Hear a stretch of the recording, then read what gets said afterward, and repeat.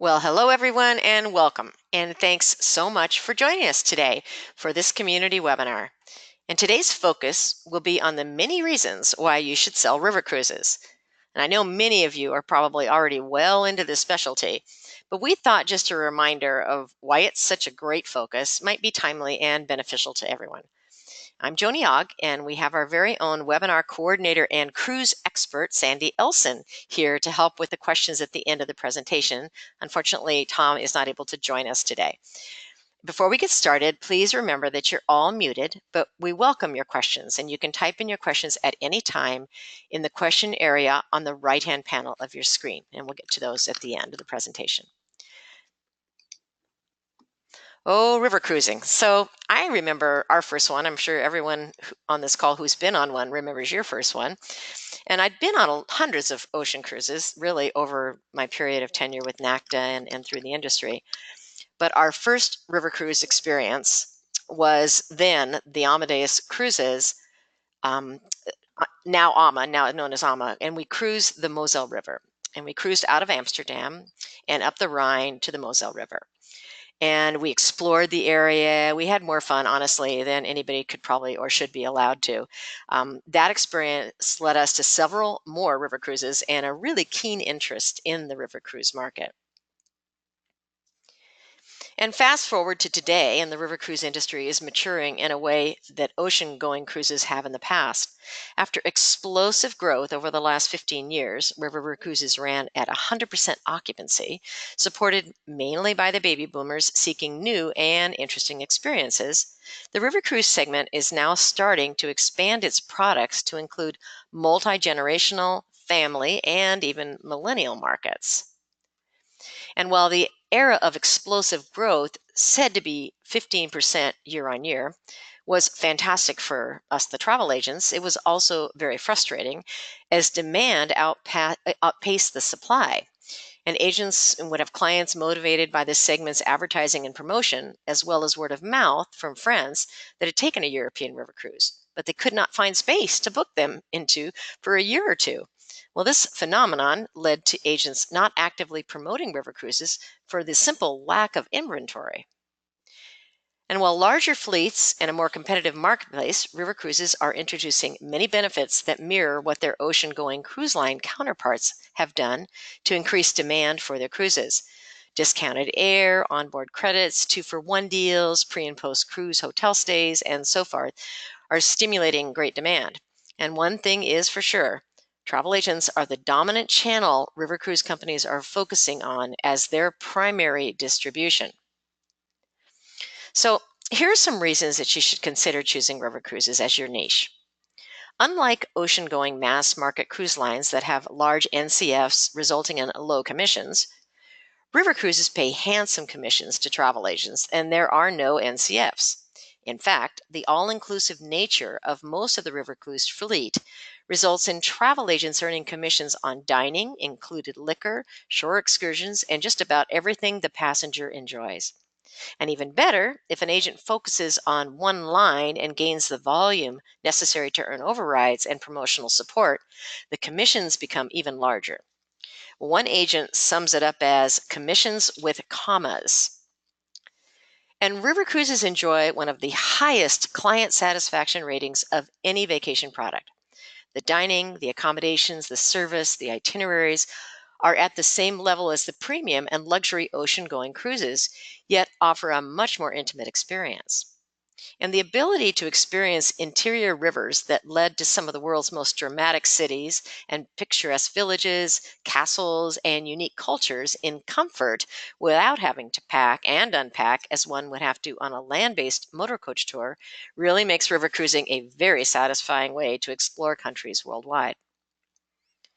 And river cruise prices, their price points tend to be much higher for potential clients and generally attract a more sophisticated and well-traveled client than ocean-going cruises, especially mass market ocean-going cruises. And for the most part, river cruise clients are motivated by the experience of exploring different cultures and destinations in depth, which is really what river cruises excel at. And while it's best to specialize in river cruises that you're quite knowledgeable about, river cruises are found on practically every river worldwide. Of course, European river cruises represent a large portion of the river cruise market, but China, Asia, Russia, North and South America, Africa, the Nile, and now Australia all offer a diversity of river cruise opportunities.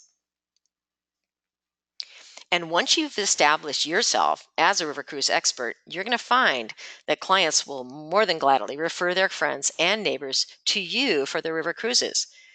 And while we all know the benefits of seeing a medical expert that specializes in what ails us, seeing a river cruise specialist for a river cruise vacation makes lots of sense. Remember, referred clients come to you already sold on your knowledge and your expertise, making the sale so much easier. And even with the explosive growth of the river cruise fleet over the last 10 years, river cruising is still a growth market. There are still a good number of new river boats on order, and ocean cruise companies like Crystal Cruises and Fred Olsen Cruise Line have entered the river cruise market with exceptional offerings. And while the mass market lines have not ventured into the river cruise market, it is quite easy to see the potential for them to do so, and I'm sure it may be on their radar. The demographics of river cruising is expanding as well. U by Uniworld is focused on the millennials. AMA is offering active cruises for those wanting to hike, bike, or focus on wellness during the cruise. And Uniworld offers bikes for use by their passengers, as does Avalon, AMA, and other river cruise lines. And many of the river cruise lines start their group programs with just 10 people. This makes booking and promoting groups quite productive. Expect group amenities such as a complimentary cabin, onboard credits, shore excursions for your group exclusively, with a minimum number of participants, and so on. And many of the river cruise lines do not charge single supplements like the ocean-going lines do, or they have cabins that are designed specifically for single travelers. Now, this makes river cruises an exceptional value for your single clients that might want to cruise as well. So there's a ton of reasons why you should sell river cruises, but why would clients buy them? Following is a list of motivating touch points that clients should know. Sure, the price point is much higher than a mass market ocean cruise, but river cruising inclusive nature makes them as unbeatable value. Instead of a four-figure account to pay at the end of an ocean cruise, river cruisers have a nominal charges on their bill. Because of the limits in ship size and because of low bridges and the length of locks, the maximum number of passengers on a river cruise is never more than 200. Now, this makes getting to know fellow passengers quite easy. You will be with them during dining, in the lounge, on the tours, and generally during the cruise. And best of all, the staff is going to get to know you all too. Because of cruising on a river involves no turbulence, passengers that suffer from motion sickness are not to be concerned about this. So this is perfect for a river cruise. And they're casual. There's really no need for a tuxedo or even a tie. Some men will wear a sports coat at the captain's welcome aboard and farewell dinners, but most will just wear shirts with a collar or polo shirts. And river cruises only cruise a few hundred miles and explore a region in depth. There are worldwide itineraries available for one to explore. And river cruises generally dock right in the epicenter of a port so that one can walk off the ship and start exploring immediately. I think that's actually one of my very favorite things about river cruising. River cruises provide cultural immersion in the regions that they operate. It is the very best way to explore a region and understand its history and people. So here are client profiles of who would not be viable river cruise candidates. Clients who love cruising the largest ships because they love entertainment and a diversity of restaurants, gambling, kids programs, and such. They would not make viable river cruise clients. Actually, families with young children would find the lack of things for the kids to do probably wouldn't be a best choice for river cruising. River cruise boats are not ADA compliant, and most river cruise destinations are also not ADA compliant. So clients with mobility or other disabilities and challenges would not probably make good potential clients. This may change over time, but this is kind of today. So let's go over the key points of the video tutorial today. River cruising is a maturing market, and there are many solid reasons to make river cruising your niche. There are also many solid reasons for clients to choose river cruises. So I hope you've enjoyed this information. We're going to open up the webinar to any questions. Sandy, are you there? I'm here. Hi, everybody. Sandy is our owns Your Cruise Concierge, and I know many of you know that. She's also our wonderful, wonderful, wonderful webinar coordinator, who does almost all of our webinars except for these little community ones that we're doing. And she's offered to join us today and help us out with any questions you might have. Just remember, you can keyboard your questions in the questions area on the panel that you see on your screen, and we're going to get to as many as we can. And Sandy, do we have any questions? We do have a couple. One of Okay. our agents wants to know, is all of the discounting and offers being proposed by the river cruise lines now an indication that river cruising is getting saturated? And I think I would say to that I like to think of it more in terms of river cruising becoming more competitive. There are only so many rivers in the world. As Joanie mentioned, most of the river cruising these days is in Europe, the Rhine, the Main, the Danube, the Douro in Portugal. It's become very popular in Asia, in Vietnam and Cambodia on the Mekong, and in Myanmar on the Irrawaddy. And I'm finding that the more riverboat itineraries that are competing for these same rivers is what's making the offers better for your clients without affecting the commissions for you. So, as far as getting saturated, I don't think that that's a problem. When you're docking in a port, there are likely to be other riverboats tied up to you, so you have to sometimes walk across other boats to get to the shore, get to the port itself.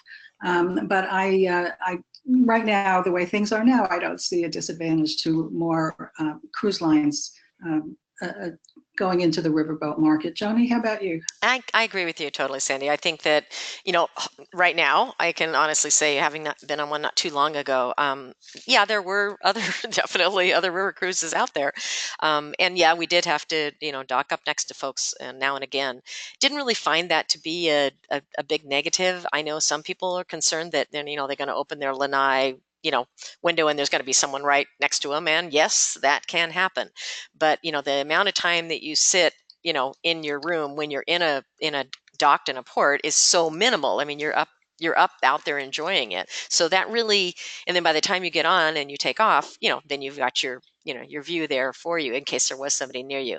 The other thing is they kind of, they try to stagger their hours with those, if they do have to dock up next to somebody, and make sure that, it's not the entire time there's somebody not there the entire day next to you. So they're doing their best. And yes, there aren't only so many rivers. So I guess, there's a limit, probably to some degree, but I sure, I didn't feel like it really took away anything from my personal experience, and I've not heard anybody really complaining about it. And boy, they're popular. So I'm going to agree with you, Sandy. Yeah, they are very popular, and I do a lot of riverboat selling, and I haven't heard any of my clients complain either. So That's great. that's a good sign. We have a couple of questions about groups. Okay. Are river cruises good for escorting groups? And what about theme cruises for a river, or special interest or incentive groups? I'll touch the escorting one. I'm not sure on the theme one. I have to think about that for a sec. But on the escorting groups, absolutely. And that for me, having escorted so many groups with NACTA, one of the challenges when we were on the big vessels was just managing, getting people together, getting the things to their cabins so that I could, they'd know about the next meeting, or, just getting folks, kind of rounded up was a lot more challenging because it was so big. In this event, it's just a piece of cake. You just walk down the hall and knock on the door, or slip something under their door. It's such a personal environment. on a river cruise. I think that, in my personal opinion, for a group, it's so perfect because you're spending really quality time with the participants, and to me, it's just a natural, absolutely a natural. And I don't think a really large group is probably, unless you want to charter, one of the ships, which does, one of the riverboats, which does happen. People have done that, and that, of course, allows you to, have the whole thing to yourself. But honestly, I think it's a perfect venue. That's my personal opinion. I'll touch on the theme cruise question also. A lot of the riverboat companies already have theme cruises as part of their regular schedule. There are a lot of wine themed cruises, especially on the Douro River in Portugal, but all over Europe. I've seen many riverboat lines offer wine tasting cruises. There are wellness cruises that I've seen where in the various ports that you stop in, you go to places of interest for meditating or, exercising off of the boat.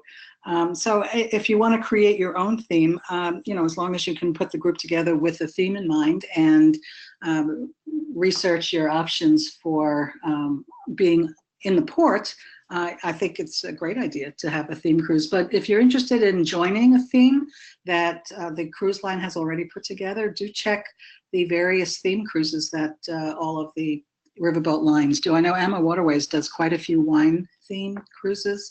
Sign me up. They all do. Yeah. They also do exercise ship, cruises.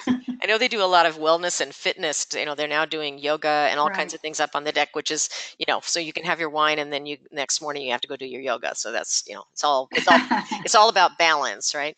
I'm going to go back real quickly to a question I saw from someone. It was about the discounting and the question was about saturation, but I'm going to address his question a little more specifically. And he's asking, is all the discounting and the free offers an indication that it's becoming a saturated market, to say? I guess, you could take it that way. Yeah, there definitely is, a lot of discounting taking place. I look at that as just an amazing opportunity for a travel professional to, to engage their clients and get more interested in the destination, into cruising in this way. I think that let's use the word not saturated. It's competitive. It's very competitive now. And so for that reason, there's going to be probably more demand over time. So we'll see how that growth works out. I agree. One of our agents wants to know, what is the best marketing strategy for river cruises? Facebook ads, print ads, public presentations? You want to take that? That's a tough one because, it really depends on your own strategy altogether, your clientele and how you reach your clientele. I mean, Facebook ads are great. Print ads are great depending on where you're going to put them. Obviously, it's an expensive venue. Facebook is not inexpensive anymore to advertise on, so that makes it a little bit more difficult, to spend money on, to spend your marketing dollars on. But public presentations are a great way. If you have an opportunity to get in front of your local area chamber or some sort of mixer, anything like that, to talk to people about it and share your expertise, because that really helps people become more they feel more like they can trust what you do because you know what you're talking about. So giving a presentation like that, I think, would make a ton of sense. I also think, a great place to start out is family and friends. I mean, that's where we all start out, when start selling travel in the first place. And, everybody's interested, honestly, just about everybody's interested in river cruising. And I think that, you've got an opportunity there to reach out just, to your referrals, to your family, friends, and ask for some referrals, and maybe promote that by giving people who do give you referrals some sort of a bonus for doing so. I think those are great ideas. One thing that I've been successful at is establishing myself as the river cruise expert. Most of my clientele tends to be out of my local geographical area, so holding cruise nights for riverboats doesn't work with my current database.